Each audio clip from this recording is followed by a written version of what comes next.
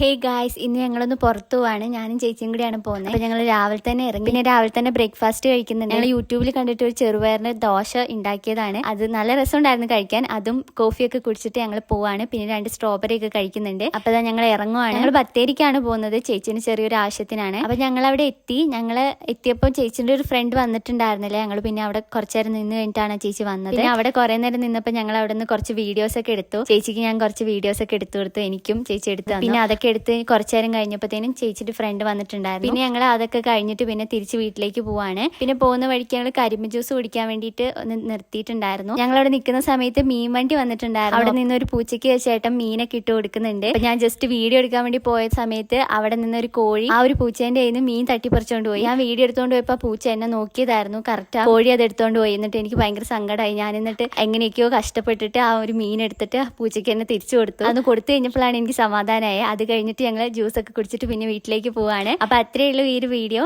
By.